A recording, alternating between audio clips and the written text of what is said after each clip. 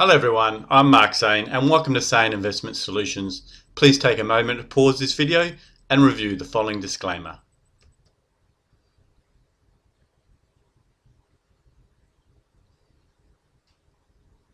Thank you for that. Welcome to week 30 of the Forex market review. Today we're going to take a look at the trade I took personally last week, the USD CAD, along with some other pairs, just to see how they're traveling and to give you some hints on why we do not adjust our stop losses. Even though we think it may be going some way, it may not. Let's take a look at those charts. Last week I mentioned in the video for the USD CAD that we're looking at a possible push back higher for a selling opportunity to push back to new lows. And the reason why we're looking at that scenario was this. We had the wave 1 to start with at the top, pushing its way back lower. Then we had the wave 2 push back higher.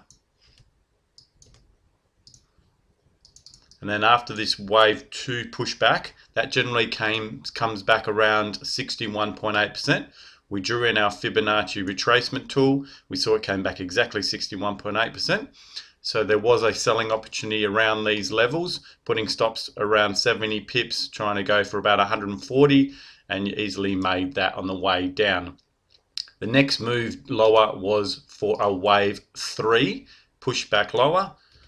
And then we're looking for the wave 4 pullback to try to make our final pushback lower on the wave 5 on the 1 hour chart. So the 1 hour chart is what we're looking at. We saw this pushback lower. We saw that it started to step back higher. So if we move the Fibonacci tool from the lows of the wave 3 to the start of wave 3, so we noticed that with a large AO, we see this pushback. We want to see it to come back to around the 50% mark. We saw it came back to there. It hit the downtrending 200 EMA line. So that looked like a good selling opportunity there. You would put your stop losses up here around 100 and 120 pips, and you were trying to go for double that. Now the risk to reward was definitely there. We then saw it step through, started to push its way back higher, and then we saw this movement push back up here. Now, I was saying to everyone that obviously I keep my stop losses up at those levels. Once we see wave 4 push back into the wave 1 territory, it cancels the trade. So we'll be looking at exits around these levels, and then as it hopefully would push back lower, but we never saw that. We just saw it keep stepping up higher, higher and higher. And then at the end of the day, you've got to follow your rules and exit the trade. And that's where I exit the trade for my loss and started looking for other opportunities in the market. Some people say, well, why don't we just adjust our stop losses? And you could put your stop losses above these highs up here and seen what happened. But unfortunately, with the economic markets happening around the world, unfortunately, some of these lone soldiers out there terrorizing the nations, oil prices and everything falling, that saw the Canadian dollar devalue. Canadian is heavily against the oil, so if the oil falls, Canadian's gonna weaken, and in this case the US dollar would strengthen. And obviously we saw that it just kept on stepping up higher and higher and higher and higher. So if you had adjusted your stop losses from down here and then put it here and then moved it to here and then move it to here, you've easily doubled your loss when you should have just took the loss down here and looked for new selling opportunity. So this was a good rule for everybody. Do not adjust stop losses. Make sure you know where your stop loss is before you enter the market and where you want to get out for your profit. We're always going to make losses in this trade, but the whole point about winning more than you lose, if you lose 50% of the time, so for every second trade you take, it's a losing trade, it doesn't matter because the winning trade made you twice as much. So an example, if I win twice and made $200 and lose twice and lost $100, I'm still up $100. and that's with a 50% success rate. So just keep that in mind. Never adjust stop losses. Stick to your trade, stick to your plan. Lucky for me, I was able to take a pound yen pattern formation that delivered. So that was a good success to follow this trade. So now let's look out for some other setups. We're going to take a look firstly at the pound CAD. So that was a USD CAD. Now we have another one setting up on the pound CAD. We have our 1, 2, 3 on the weekly chart. So it's pushing back lower. We see the stochastic is oversold now. So likely it's going to start pushing back higher. We drop down to our daily chart. We can see our 1, 2, 3 down, up for 4 and down for 5. That was our first large AO, came back to the zero line. We grab our Fibonacci retracement tool from the start to the end of wave 3. We want to see it personally. I like to see it back to the 50% mark. Never gave me a selling opportunity in this example to go lower, but if you're looking left and you saw some support areas, you might have taken it. It bounced off the 200 EMA, which is a good sign. So therefore, you could have taken an entry at the 38.2. That's the minimum requirement. I like to see it around the 50%. It's then pushed back lower. You see this new large AO. It's larger than this one in depth.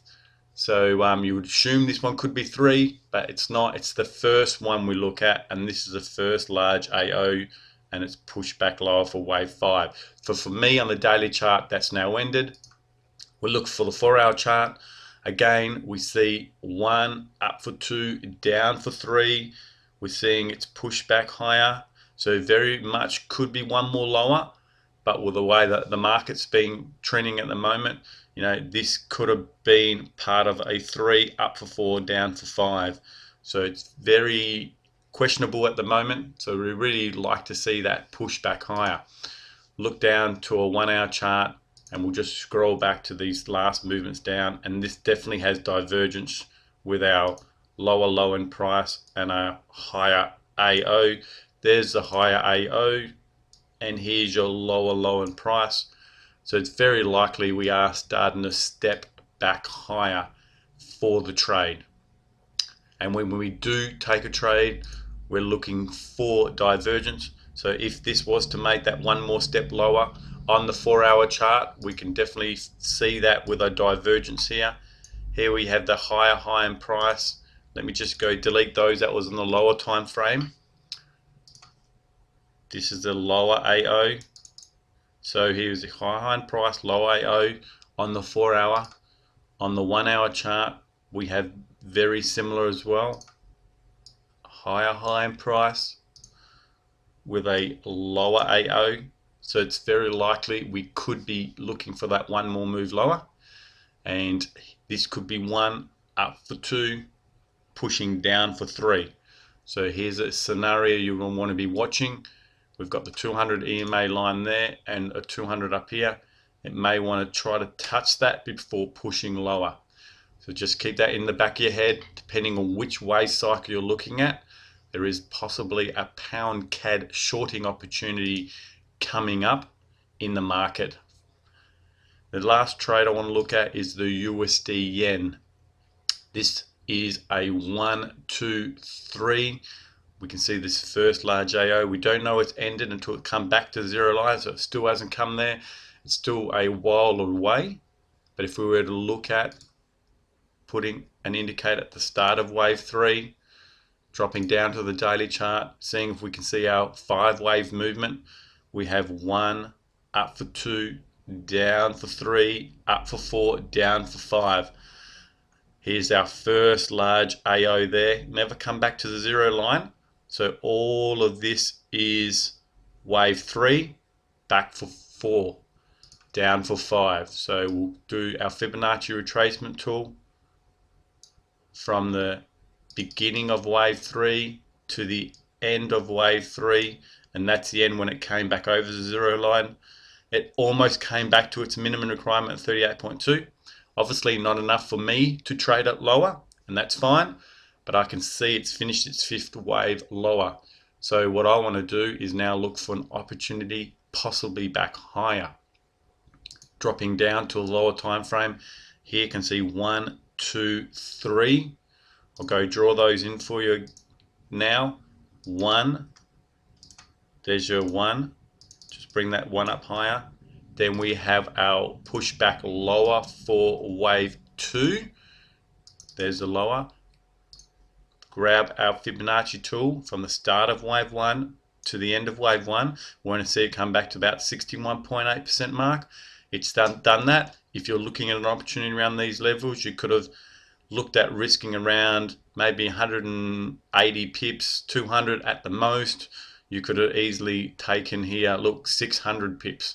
So even if you're risking 200 and you're going for 400, you would have looked at these resistance areas around here, around the 500, and just said, look, I'm getting out. I've seen some resistance areas, I'm getting out. Easy, made some money.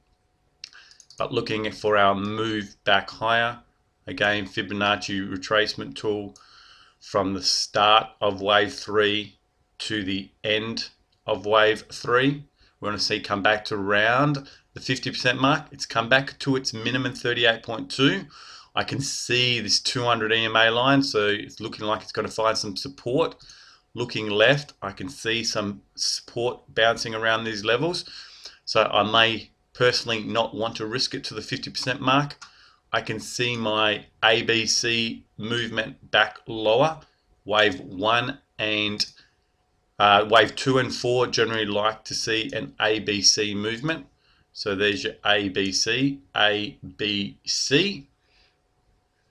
Drop down to the 1 hour chart. Do I see any divergence on the 1 hour chart? Not yet. No divergence on the 1 hour chart. So it's very likely it could still want to be stepping a little bit lower, but I've seen my ABC. I could be looking at an opportunity here.